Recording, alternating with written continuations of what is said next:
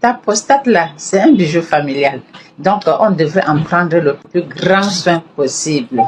Est-ce que tu sais que un homme sur 8 souffre des affections de la prostate et surtout 50% des hommes à partir de 50 ans ont déjà des problèmes de prostate. Et pour ceux qui partent sur atteindre 80 ans, 90% de ces hommes ont de sérieux problèmes de prostate.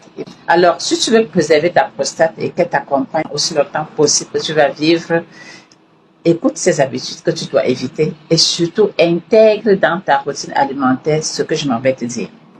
Avant que je ne te donne les recettes qui vont te permettre d'entretenir la prostate ou la prostate de ton homme, il faut éviter de garder les urines. Non, c'est sale ici. Oh, je ne vais pas pisser ici et là. Parce que parfois, quand tu gardes des urines et que peut-être tu as des infections urinaires qui ne présentent pas des symptômes asymptomatiques, ça va infester la prostate et tu vas faire des prostatites. Deuxièmement, tu manges trop de viande rouge. Les viandes rouges sont riches en fer. Or, le fer empêche le corps d'absorber le zinc qui est le principal élément de la prostate. Et vous voyez donc que non seulement ça empêche le corps d'absorber le zinc, qui est un élément important pour la prostate, mais en même temps, le fer est pro-oxydant.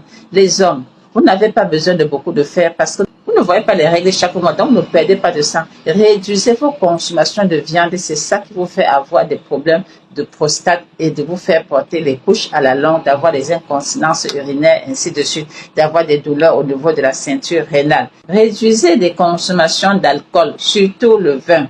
C'est vrai, dans le vin rouge, on a un antioxydant qu'on appelle le resveratrol, qui est intéressant pour protéger le cœur des attaques de l'oxygène.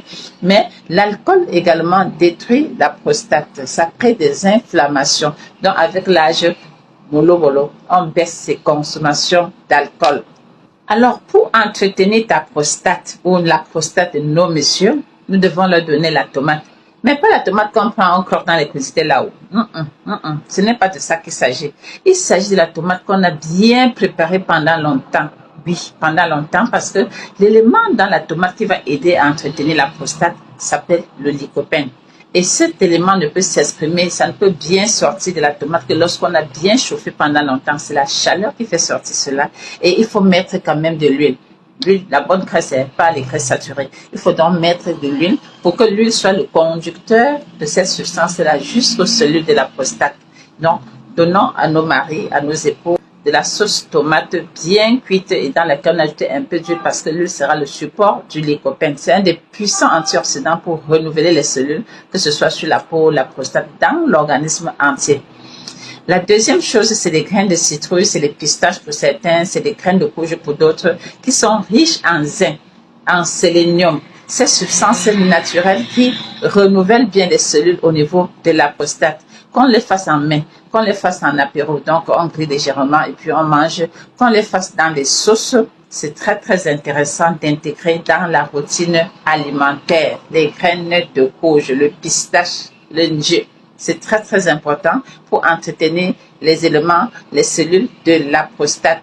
Nous allons aussi introduire des crucifères comme le brocoli qui sont riches en certaines substances bioactives naturellement, surtout le sulforaphane, qui est une fois de plus une substance antioxydante qui piège les mauvaises cellules, les cellules cancérigènes au niveau de nos organes et y compris de la prostate.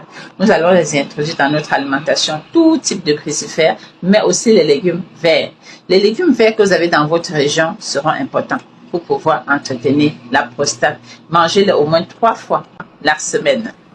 Les poissons gras ne sont pas du reste. Oui, mangeons les maquereaux, les thons, les sardines, le hareng, le saumon. Ce sera intéressant parce que ça apporte les bonnes graisses qui réduisent l'inflammation, les graisses de type oméga 3. Mais il y a aussi les baies, comme les baies de canneberge, comme les baies de goji, qui sont intéressants, qui vont empêcher les bactéries d'adhérer à la paroi interne, à la paroi de la vessie, qui pourra aussi infester la prostate et on fait des prostatites. Les alliums, c'est-à-dire l'oignon, les asperges, les tulipes, l'aloe vera, c'est la même famille. Hein. L'ail, c'est important d'intégrer suffisamment dans notre alimentation. On peut faire l'ail confit pour grignoter comme dessert, comme goûter, pourquoi pas. Donc, ces oignons sont intéressants parce que ça apporte des substances naturelles soufrées qui vont également, n'est-ce pas, protéger les cellules de la prostate de l'oxydation, des attaques du stress, parce que le stress également oxyde la prostate. Donc, c'est intéressant de les mettre dans notre routine alimentaire et aussi de boire suffisamment de l'eau. On ne le dira jamais assez.